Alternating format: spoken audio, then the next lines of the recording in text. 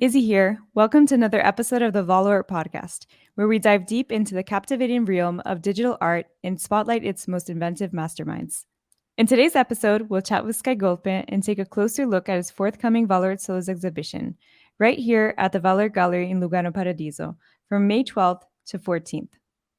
But we'll also explore the captivating links between Skygolpe's artistic practice, AI, and philosophy, while also delving into his insights on the ever-evolving landscape of digital art. Hi, Skygolpe. Thank you for being here today on the Valuart Podcast in view of your Valuart Solos. How are you doing today? Thank you. I'm great. Thanks. Awesome. So I'm just going to kick it off by asking you some questions on your upcoming Valuart Solos. You're showcasing many unreleased works through this exhibition. Would you like to tell us a bit more about them? Sure. So I think this body of work is a summary of this past year and a half of my production, where after the incredible crazy time of the market in 2021, I also had the time to really go back a little in this space of experimentation, and also this time gave me also the chance to explore other parts of my work and to connect a little bit more with my roots. So I think that in this exhibition, I started by knowing, because I know the gallery very well in Lugano. And so I knew that the kind of center stage was the triptych that is in the main room. So I really started the process by really composing that. And I think that the Lost Signal series, which is a very strong black and white body of work of my unfaced portraits, I think that was the perfect choice to really fill up that space in a coherent way. And Lost Signal, is a project that I've been working on for a while now, and I'm archiving several portraits of this series, where physical and digital elements are kind of merged in my usual style, but with a very more like sort of intense black and white feeling, which connects even more with my general topics such as existentialism and philosophy. So I think starting from the center part of the room, I was also thinking that it would have been great to include a little bit of a retrospective of all the works that I was doing recently, and so installations, which is something that I've been doing through my career, even before entering NFT, and that in this past year I could really sort of focus on again, is occupying part of the room, together with my latest works that are the AI works that I'm working on, that they are also connected with the installations, but on an immaterial level. And another thing that I kind of enjoyed planning is this showcasing of art which exists physically and is displayed digitally, but some of the art that is displayed digitally doesn't actually exist physically in a digital exhibition. And so all this is extremely interesting for me, and that was a little bit the catch, when I submitted the works for the exhibition. Amazing. And speaking of experimentation, what inspired you to explore AI from an artistic perspective, and how has it influenced your creative process along the way? Well, you see, for example, I got interested in NFT because they simply were incredibly disruptive and somehow revolutionary in really changing things that have been in a certain way for a very long time. So I'm always fascinated by this sort of breaking point about anything, I'd say. And so for me, it just was very natural to got interested into AI, which, AI has been around for a while, even in the digital art ecosystem. It's just that from a few months, 6 months, 1 year, it just evolved so much to a point where I can see again all the values and all the system to kind of be fragile again. And so I'm always interested into this, in this case technologies, but it can be actually anything that really drives big changes into humans and society. So I began to experiment with AI, just because I think it's a sort of perfect field for me to investigate in. I love that you also mentioned values and society. I know that you're really into philosophy. So, as an artist that has always been influenced by philosophy, how do your philosophical views intersect with AI? Well, so first of all, AI AI is something extremely new, but I think that many philosophers, in a way, they were already kind of touching this topic, even if it was almost unimaginable that something like that could happen. There are, I don't know, for example, Heidegger, who was examining uh, the impact of technology on human existence, and probably even Cartesio, with the exploration of the mind and body problem. So I think that, as far as I'm concerned, it's just extremely interesting to analyze how this new medium can impact on many levels into society. As far as I'm concerned, and to be connected with philosophy, the way that I tried to adopt interacting with the text AI was inspired by Socratic maeutics, because after starting to go deeper and deeper with the AI, I kind of realized that there is always a sort of answer which tends to accommodate all the parties. So in a way, it's almost as if AI cannot really decide on its own eventually. And the process that I adopted was actually to push and push and push in deeper and deeper questions to unhinge this actually conviction. And the result, after a while start to be pretty astonishing. So it's incredible, even the quantity of text works that I'm actually archiving, um, that are extremely interesting, and very connected to my whole art process, basically. So it sounds really like a sort of also challenge with AI, right? In a sort of sense. Yeah, exactly. It's a challenge, but is a challenge, but at the same time, is like, that this entity is smarter than you, but simply on a mathematical side and on a statistical side. So having all the knowledge compressed into a singularity almost, of course, can open infinite debates. And inside these infinite debates, I think that's where it gets very interesting, because at the end of the day, I think that the AI is just an extension of ourself, or at least it tends to behave like that after some interaction. So it's funny how something external actually helped me to find to find myself closer to interiority and to an internal process. I absolutely love that perspective. And you mentioned also that you find yourself also storing the conversations.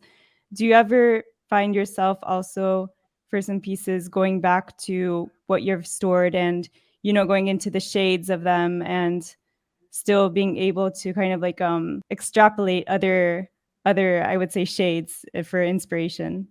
Yeah, of course, it's almost as if it is substituting reading. It's almost like an active way of reading, where actually interaction becomes also very relevant.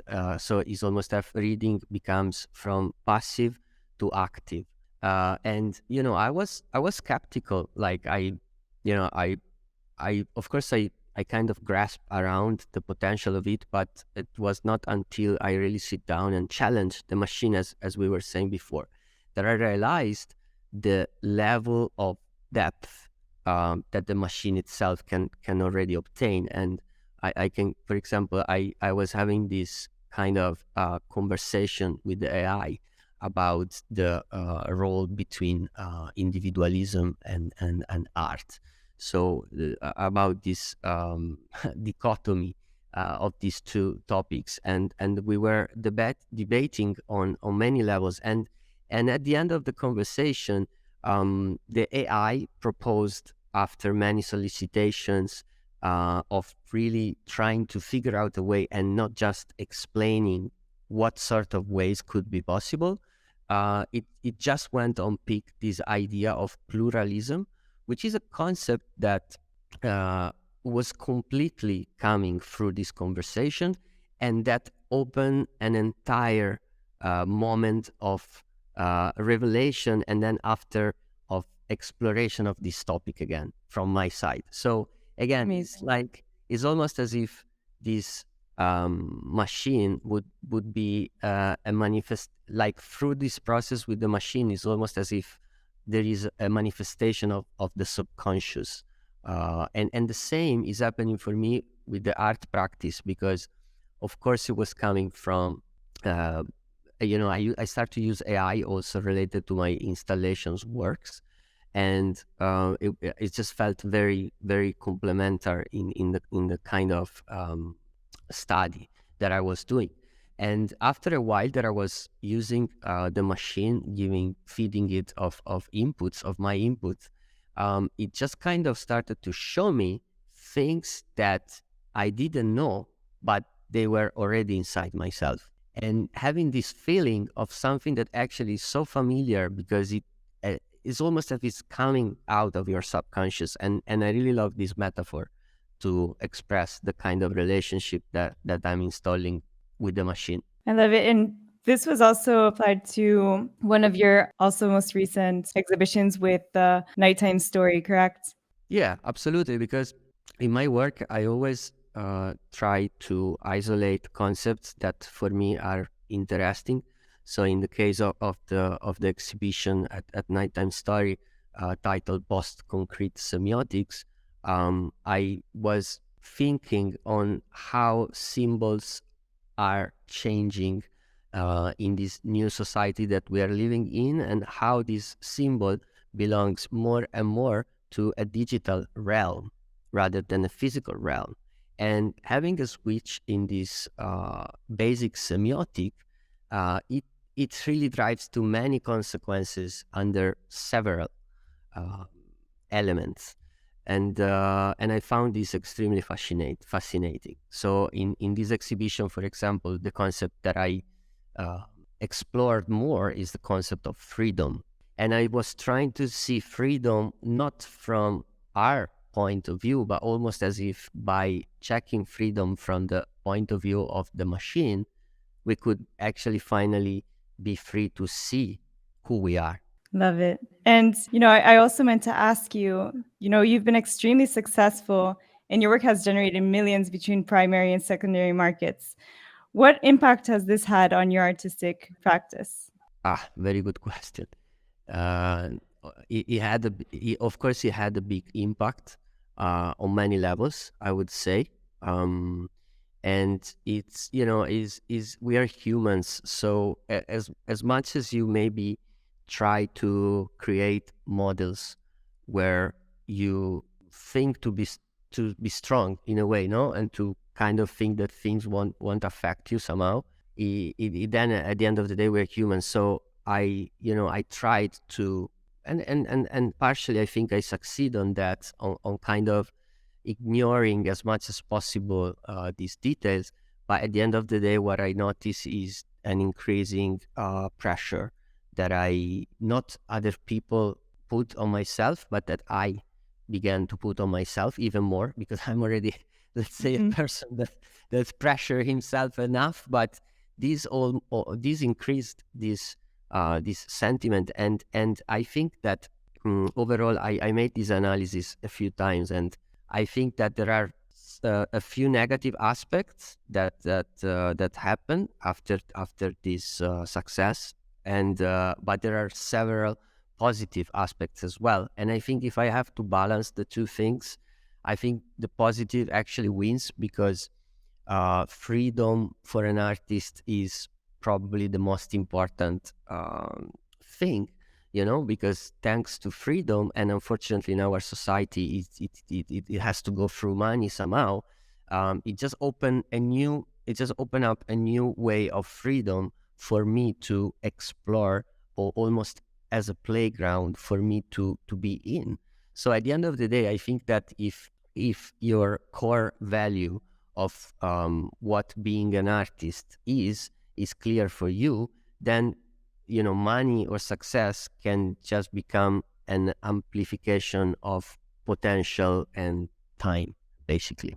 Absolutely. And, one of your works that I really feel that your essence as an artist comes out is your Paint on Pixel series. Can you provide us more insight into the series and its involvement at Christie's and your vision for its future? So Paint on Pixel, which is my first physical collection, was my starting point, let's say, into the physical side of art and the art market.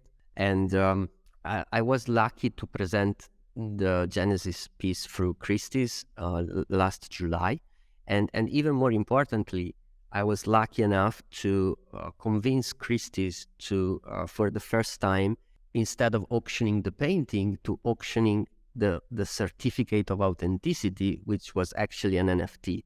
So almost for the first time, the physical ownership of a painting was obtained by acquiring the digital certificate. And and this for me was extremely interesting.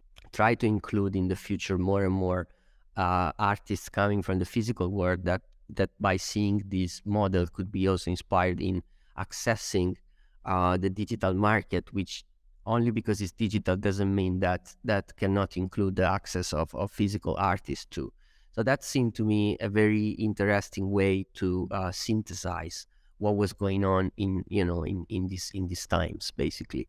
And so starting from that, I also use the time that I have been spending now in my studio to a more professional level, let's say, to also find the right people to work with, to really try to bring this project to more intense level in terms also of presence. And I was lucky to find the right people to work with. And so I had this partnership with Valuart that is very related to my physical events and to my physical part of my production. And with them, we really began to put down a series of events and private events that led the first 11 paintings of the collection to go sold out very fast, and to really do it also in a way that would perfectly represent the work. So I think that now the future is very bright in that sense. I've been working on the new series of Paint on Pixel 2 from a few months now. And again, together with Valuart, the idea is to present again the collection through a series of events that this year will be even more ambitious in a way. And I can't really wait for it. I can't say much yet because a few things are to be confirmed yet, but everything seems extremely exciting, to be honest. And I'm very blessed. Thank you, Skygolpe. We're absolutely thrilled for your upcoming Valuart Solos next week. And of course, seeing now that, we're not going to spoil too much, but your upcoming Paint on Pixel. So we'll definitely keep everyone on the loop who's listening. Thank you very much.